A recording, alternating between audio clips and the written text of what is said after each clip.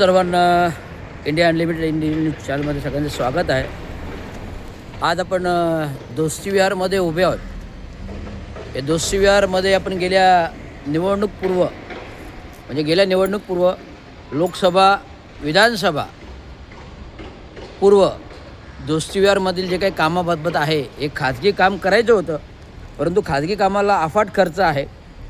परंतु मग फेडरेशनने नियोजन असं केलं की सन्माननीय आत्ताचे उपमुख्यमंत्री एकनाथरावजी शिंदे आणि इकडचे खासदार नरेश मस्के यांच्याबरोबर फेडरेशनने बोलून की आम्हाला हे काम आता निवडणुका आल्यामुळे साहेबांनी आश्वासनं दिली.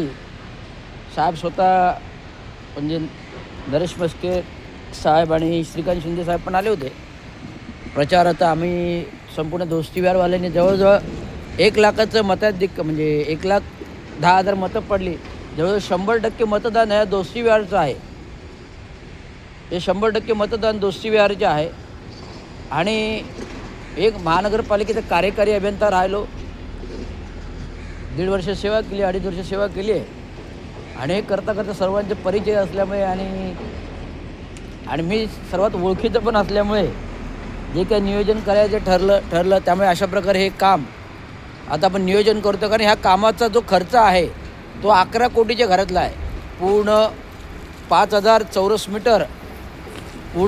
चौरस मीटरचा परिसर कॅल्क्युलेट केला. माझ्या कंपनीने हे संपूर्ण डिझाईन केलं. 5,000 चौरस मीटरच्या परिसरामध्ये 11 कोटी रुपये खर्च येतो.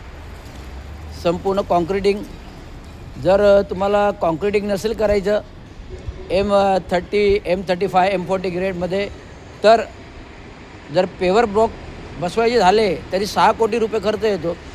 तर अजून कमी करायचे असेल तर UTWचं 4 इंचाचं जरी केलं तरी 3 कोटी, GST धरून 4 कोटी असा खर्च आहे. आणि अजून कमीत कमी करायला गेलं तर 2 कोटी रुपये खर्च आहे. तरी ते फेडरेशनला झेपत नाही. त्यामुळे फेडरेशनने या लोकप्रतिनिधींना विनंती केली, मुख्यमंत्र्यांना एकनाथरावजी शिंदेंना निवडणूकपूर्व विनंती केली, खासदारांना विनंती केली. मग आता हे निधी नक्की कशातून खर्च होतं नक्की याची फाईल नाही आहे. आमदार खासदार निधी पण नाही आहे, कुठला स्पेशल नगरसेवक निधी पण नाही आहे. त्यामुळे नक्की ह्या प्रस्तावाचं कुठे फाईल पण नाही आहे. त्यामुळे महानगरपालिका करणार खर्च का आणखी कोणी खाजगीरित्या करतं याचं काही स्पष्टीकरण होत नाही.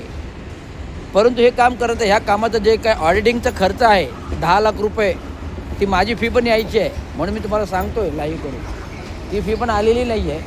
त्यामुळे आता हे काम पुन्हा महानगरपालिका निवडणुका आत्ता 2 महिन्यावर आल्यात. म्हणजे जानेवारी 31 पूर्व महानगरपालिका निवडणुका आहेत. या निवडणुका येण्यापूर्वी तो मतदाराचा सहभाग घेऊन मला वाटतं प्रभागातील 12% दिलीप 12% यांनी काम चालू केलेलं असावं. कारण प्रभाग आता पॅनल तयार पद्धतीमध्ये आहे.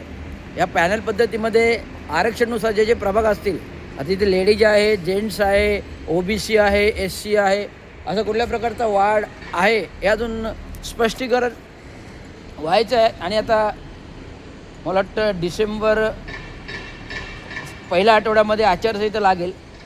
डिसेंबर 10 तारखेपर्यंत आचारसंहिता लागेल.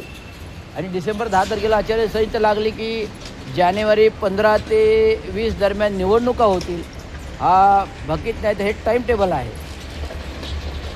तर अशा प्रकारचं हे इलेक्शन पॉईंट ऑफ व्ह्यू लगेच तातडीने हे काम चालू झालं. गेले वर्षभर रखडलेलं काम आहे, परंतु ह्या कामाला कुठल्याही प्रकारचा निधी नाही आहे. हे तुम्हाला मी सांगू इच्छितो. एवढंच सांगायचं. धन्यवाद.